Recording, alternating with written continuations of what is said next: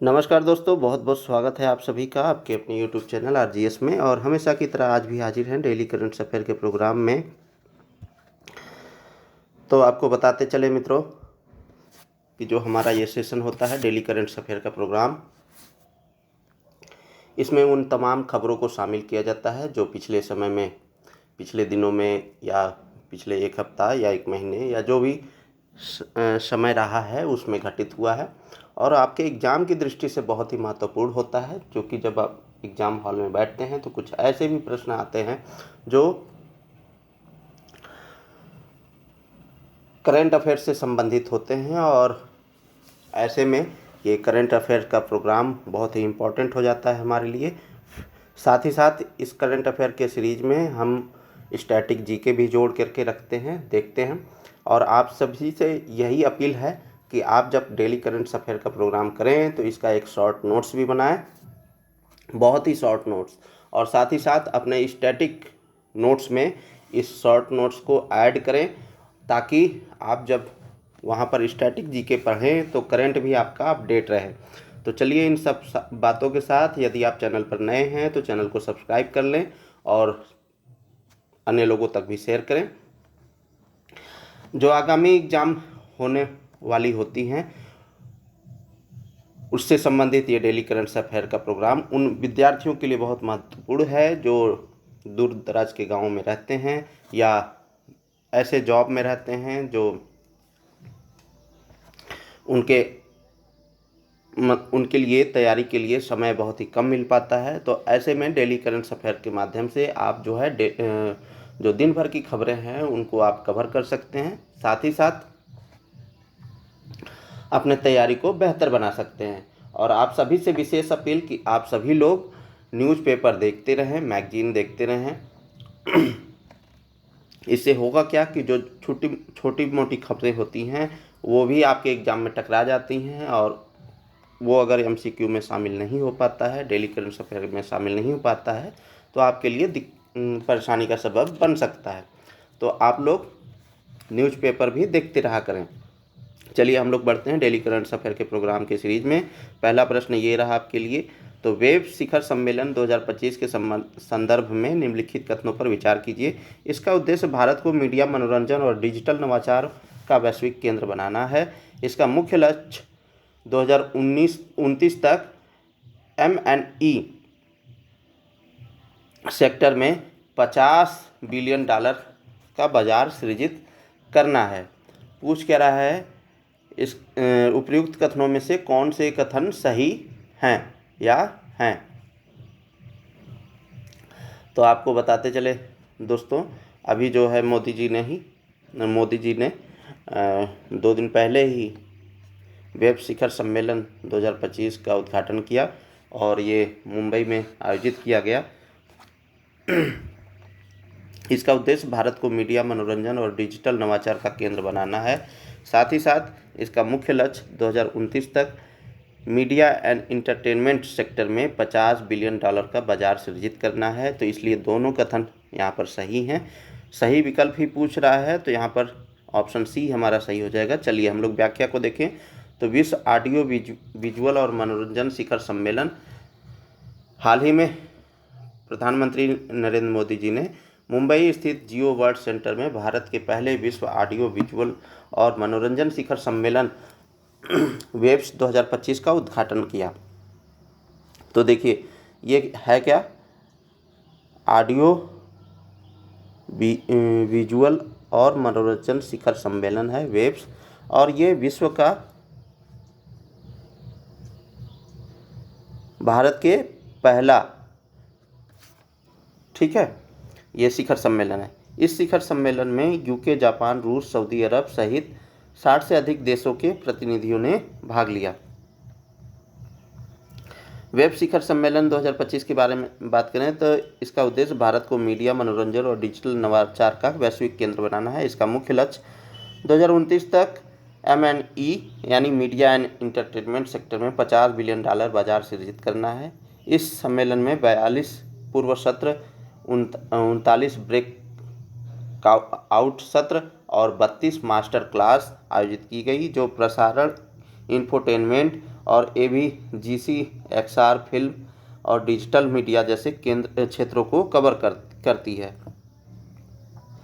इसकी प्रमुख विशेषताओं की बात करें तो इसमें भारतीय रचनात्मक प्रौद्योगिकी संस्थान IICT की स्थापना की घोषणा की गई। इसमें वेब्स बाजार नामक वैश्विक मार्केट प्लेस की शुरुआत, जो 6100 खरीदारों और 5200 विक्रेताओं और 2100 परियोजनाओं को जोड़ने का मंच होगा। इस शिखर सम्मेलन में क्रिएट इन इंडिया चैलेंज का शुभारंभ किया गया, जिसका उद्देश्य भारत की रचनात्मक और मीडिया अर्थव्यवस्था में नवाचार और रचनात्मकता को बढ़ावा देना है। विश्व दृश्य श्रव्य एवं मनोरंजन शिखर सम्मेलन वेब्स के बारे में देख लें तो यह सूचना एवं प्रसारण मंत्रालय द्वारा आयोजित एक वैश्विक मंच है। इसका उद्देश्य मीडिया एंड इंटरटेनमेंट क्षेत्र के नेताओं, हितधारकों और नव प्रवर्तकों को एक साथ लाकर चुनौतियों का समाधान करना, संभावनाओं की खोज करना और वैश्विक व्यापार को बढ़ावा देना है। अब हम लोग यहाँ पर ऑरेंज अर्थव्यवस्था के बारे में देख लेते हैं। तो ऑरेंज इकोनॉमी यानी क्रिएटिव इकोनॉमी एक ऐसी आर्थिक अवधारणा है जिसमें रचनात्मकता और सांस्कृतिक उद्योगों की भूमिका महत्वपूर्ण होती है। ठीक है, रचनात्मक कार्यों से संबंधित जो भी इकोनॉमी होती है वो ऑरेंज इकोनॉमी में शामिल होती है। संयुक्त राष्ट्र आर्थिक नेटवर्क के अनुसार यह अर्थव्यवस्था आर्थिक वृद्धि, सांस्कृतिक समावेशन और सामाजिक प्रभाव को साथ लेकर चलती है। इसमें ज्ञान आधारित गतिविधियां, बौद्धिक संपदा, प्रौद्योगिकी और पर्यटन जैसी शाखाएं शामिल होती हैं, जो आर्थिक विकास के लिए क्रॉस कटिंग लिंकेज प्रदान करती हैं। चलिए अगले प्रश्न की ओर बढ़ें। तो निम्नलिखित कथनों पर विचार कीजिए और असत कथन का चयन कीजिए। तो भारत का कुल कोयला उत्पादन अप्रैल 2025 में 3.63% बढ़ करके 81.57 मिलियन टन हो गया है, जो पिछले वर्ष की इसी अवधि के दौरान 78.71 मीट्रिक टन था। तो पूछ क्या रहा है, असत्य कथन पूछ रहा है। तो यहाँ पर दोनों कथन सही हैं, इसलिए असत्य क्या होगा, न ही 1 होगा और न ही 2 होगा।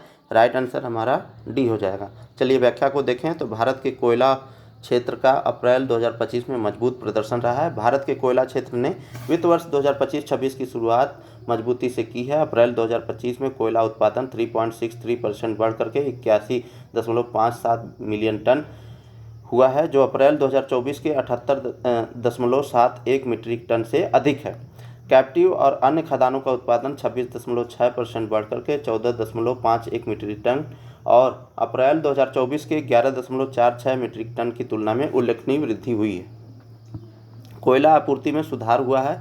अप्रैल 2025 में कुल डिस्पैच 86.64 मीट्रिक टन, जो पिछले वर्ष के 85.11 मीट्रिक टन से अधिक है। 30 अप्रैल 2025 तक कोयला कंपनियों का स्टॉक 125.76 मीट्रिक टन था, जो अप्रैल 2024 में 102.41 मीट्रिक टन से काफ़ी अधिक है। कोल इंडिया लिमिटेड यानी जिसे हम शॉर्ट फॉर्म में CIL बोलते हैं का स्टॉक 105 मिलियन टन पिछले साल 86.60 मीट्रिक टन से 22.10% की वृद्धि हुई है। कोयला उत्पादन वृद्धि से ऊर्जा सुरक्षा और औद्योगिक विकास को बढ़ावा देती है, जो देश की 70% प्लस बिजली जरूरतों को पूरा करती है। आयात निर्भरता में कमी से विदेशी मुद्रा की बचत होती है। आत्मनिर्भर भारत और मेक इन इंडिया को समर्थन मिलता है। भारत विश्व का दूसरा सबसे बड़ा कोयला उत्पादक है। 2015 के सुधारों से कैप्टिव खदानों को प्रोत्साहन मिला है। तो यहाँ पर भारत विश्व का दूसरा सबसे बड़ा कोयला उत्पादक है। कैप्टिव खदानें बिजली, इस्पात, सीमेंट उद्योगों के लिए स्थिर कोयला आपूर्ति सुनिश्चित करती हैं। इसी को कैप्टिव खदानें कहते हैं। कोयला मंत्रालय के आंकड़े क्षेत्र की रणनीतिक भूमिका और बेहतर प्रदर्शन को रेखांकित करते हैं। अब हम लोग कोयला के प्रकार के देख लेते हैं। तो ये कार्बन की मात्रा के आधार पर और उसकी दहन क्षमता के आधार पर कोयले का वर्गीकरण किया जाता है। तो एक होता है कोयला एंथ्रेसाइट्स। तो यह उच्चतम गुणवत्ता वाला कोयला होता है जिसमें कार्बन की मात्रा सबसे अधिक होती है। दूसरा होता है बिटुमिनस। यह सबसे अधिक मात्रा में पाया जाने वाला कोयला है और इसका उपयोग बिजली उत्पादन और उद्योगों में किया जाता है। लिग्नाइट, यह एक कम गुणवत्ता वाला कोयला है जिसमें नमी की मात्रा अधिक होती है। चौथा होता है पीट, यह कोयले का प्रारंभिक रूप है जिसमें कार्बन की मात्रा बहुत कम होती है। भारत में कोयले का महत्व की बात करें तो ऊर्जा सुरक्षा प्राप्त होती है। भारत की ऊर्जा आवश्यकताओं का एक महत्वपूर्ण हिस्सा कोयला से पूरा होता है। औद्योगिक विकास भारत में संभव होता है। कोयला जो है इस्पात, सीमेंट और अन्य उद्योगों में कच्चा माल के रूप में उपयोग किया जाता है। साथ ही साथ रोजगार सृजन, कोयला क्षेत्र में रोजगार के अवसर उपलब्ध हैं। अर्थव्यवस्था में योगदान, कोयला उद्योग भारत की अर्थव्यवस्था में महत्वपूर्ण योगदान देता है। चलिए अगले प्रश्न की ओर बढ़ें तो प्रोजेक्ट कुड़पर के संदर्भ में निम्नलिखित कथनों पर विचार कीजिए। तो यह अमेजन की एक महत्वाकांक्षी उपग्रह इंटरनेट परियोजना है। इसका लक्ष्य दूर दराज इंटरनेट से वंचित इलाकों तक तेज, सस्ता और विश्वसनीय ब्रॉडबैंड इंटरनेट पहुंचाना है। पूछ क्या रहा है, उपयुक्त में से कौन से कथन सही हैं? तो यहाँ पर दोनों कथन सही हैं, तो इसलिए यहाँ पर बी हो गया, ऑप्शन बदल गया है दोस्तों, तो सी ही होगा। चलिए आप मान के चलिए, ठीक है, या हम इसे बी कर लेते हैं, इसे सी कर लेते हैं, ठीक है, तो बी ऑप्शन हमारा सही है। चलिए व्याख्या को देखें तो अमेजन ने पहला इंटरनेट उपग्रह लॉन्च किया है। बीते दिनों अप्रैल 2025 में अमेजन ने फ्लोरिडा से अपने पहले 27 कुइपर उपग्रह को सफलतापूर्वक लॉन्च किए हैं। कुइपर एटलस 1 नामक यह मिशन फ्लोरिडा के cap Canaveral space force station से प्रक्षेपित किया गया है। तो बता दें कि इसे यूनाइटेड लॉन्च एलायंस के एटलस भी रॉकेट के माध्यम से लॉन्च किया गया है। ये सभी उपग्रह लगभग 450 किलोमीटर की ऊंचाई पर यानी लो अर्थ ऑर्बिट, जिसे हम लियो कहते हैं, में स्थापित किए गए हैं। ग्राउंड सिस्टम से सफलतापूर्वक संपर्क में है। यह लॉन्च 3236 उपग्रहों की वैश्विक योजना का प्रारंभिक भाग है, जिसका उद्देश्य तेज और सस्ता उपग्रह आधारित इंटरनेट प्रदान करना है। यह परियोजना स्पेस एक्स के स्टारलिंक नेटवर्क को सीधी प्रतिस्पर्धा दे रही है, जो पहले ही 7000 प्लस उपग्रहों के साथ सेवा प्रदान कर रहा है। विशेषताओं की बात करें तो अमेजन की 3236 उपग्रहों को 98 ऑर्बिटल प्लेन्स में स्थापित करने की योजना है। इसके पहले चरण में 578 उपग्रहों की तैनाती की जाएगी। इसमें लेजर लिंक यानी ऑप्टिकल इंटर सैटेलाइट लिंक तकनीक से उपग्रहों के बीच तेज डेटा ट्रांसफ़र संभव होगा। साथ ही Amazon web services ground station network से बैक एंड सपोर्ट सुनिश्चित करेगा। प्रोजेक्ट कुइपर के बारे में बात करें तो प्रोजेक्ट कुइपर अमेजन की एक महत्वाकांक्षी उपग्रह इंटरनेट परियोजना है। इसका लक्ष्य दूर दराज और इंटरनेट वंचित इलाकों तक तेज, सस्ता और विश्वसनीय ब्रॉडबैंड इंटरनेट पहुंचाना है। साथ ही कम सुविधा प्राप्त समुदायों को डिजिटल रूप से सशक्त बनाना है। प्रोजेक्ट कुइपर के 3 मुख्य भाग हैं: जमीनी बुनियादी ढांचा, वैश्विक नेटवर्किंग तथा उपग्रह और ग्राहक टर्मिनल।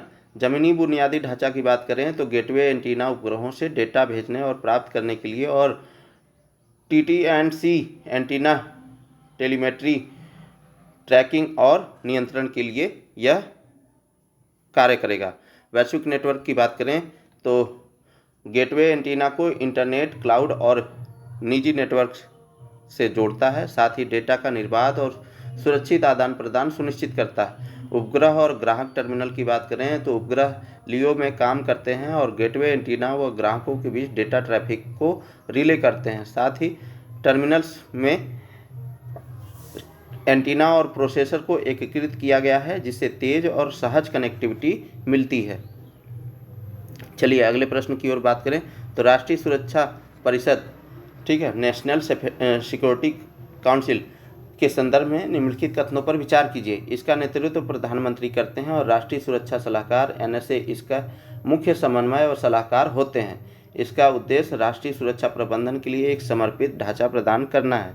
तो अभी दोस्तों पहलगाम में आतंकी घटना हुई और इसके बाद जो है हुआ है, इसमें कुछ परिवर्तन किया गया है और ये परिवर्तन किया गया है कि जो नेशनल सिक्योरिटी काउंसिल है उसमें कुछ चेंजेस किए गए हैं, तो उसके पुनर्गठन की बात की गई है। तो हम लोग देख लेते हैं कि अभी राष्ट्रीय सुरक्षा परिषद में क्या बदलाव हुए। तो यहाँ पर जो है प्रश्न की ओर बढ़ते हैं। तो इसका नेतृत्व जो है कह रहा है कि प्रधानमंत्री करते हैं और राष्ट्रीय सुरक्षा सलाहकार NSA के मुख्य समन्वय और सलाहकार होते हैं।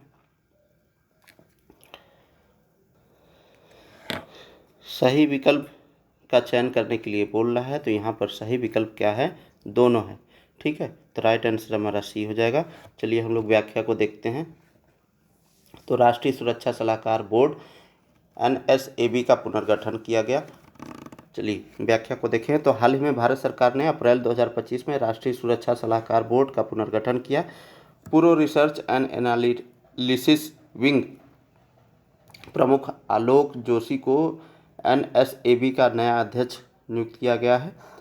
यह नियुक्ति 22 अप्रैल 2025 को जम्मू कश्मीर में पहलगाम में हुए भीषण आतंकी हमले के बाद की गई है, जो सुरक्षा व्यवस्था की समीक्षा की आवश्यकता को दर्शाता है। तो अभी प्रमुख कौन नियुक्त हुए हैं? प्रमुख आलोक जोशी जी को राष्ट्रीय सुरक्षा सलाहकार बोर्ड का अध्यक्ष चुना गया है। तो राष्ट्रीय सुरक्षा सलाहकार बोर्ड की संरचना और भूमिका के बारे में देख लें तो यह एक 7 सदस्यीय सलाहकार समिति है, जिसमें सशस्त्र बल, पुलिस, कूटनीति और अन्य क्षेत्रों के सेवानिवृत्त वरिष्ठ अधिकारी शामिल होते हैं। बोर्ड का कार्य राष्ट्रीय सुरक्षा से जुड़े विषयों पर विशेष और रणनीतिक सलाह देना है। इसका उद्देश्य सुरक्षा से जुड़े निर्णयों के लिए संतुलित और बहुआयामी दृष्टिकोण प्रदान करना है, जिसमें रक्षा विज्ञान, तकनीक, कूटनीति और अर्थव्यवस्था शामिल है।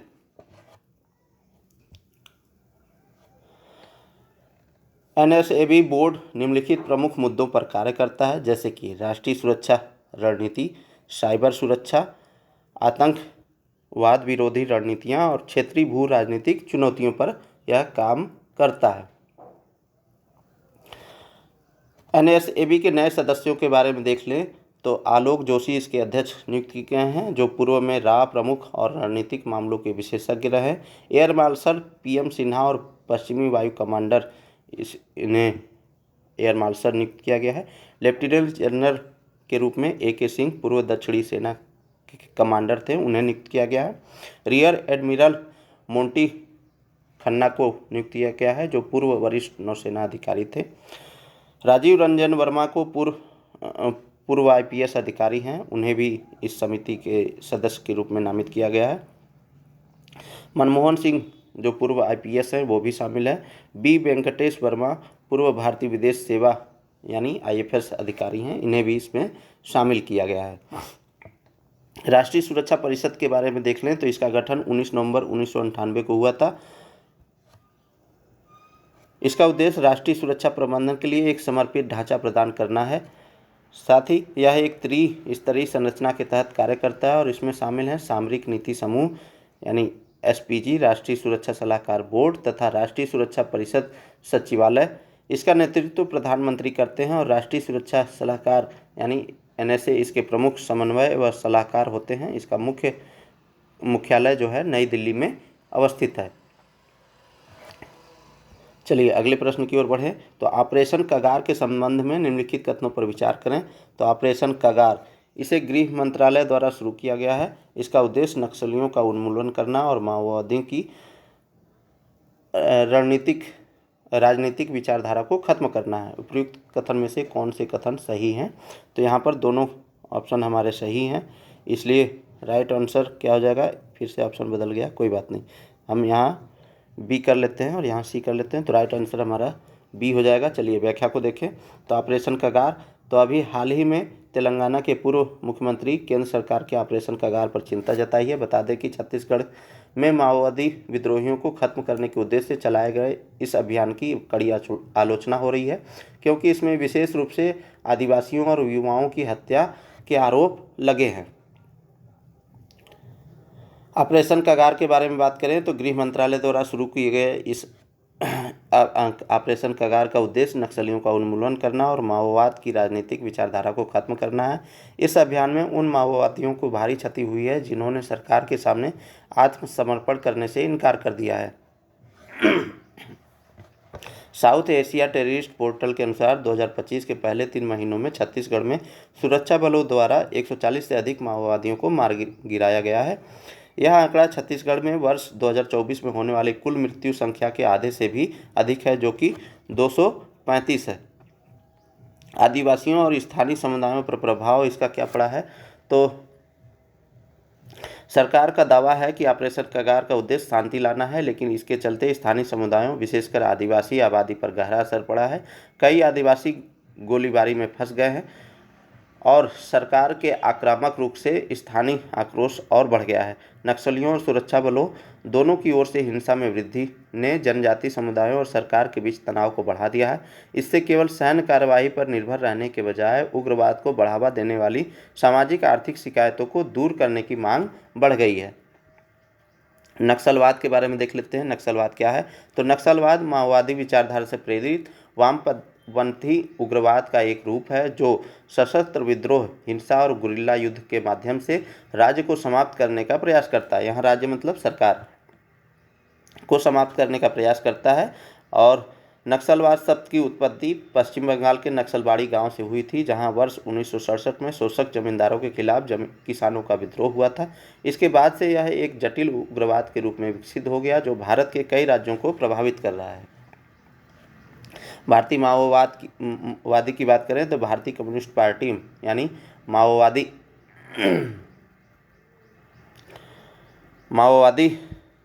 भारत का सबसे बड़ा और सबसे हिंसक माओवादी समूह है।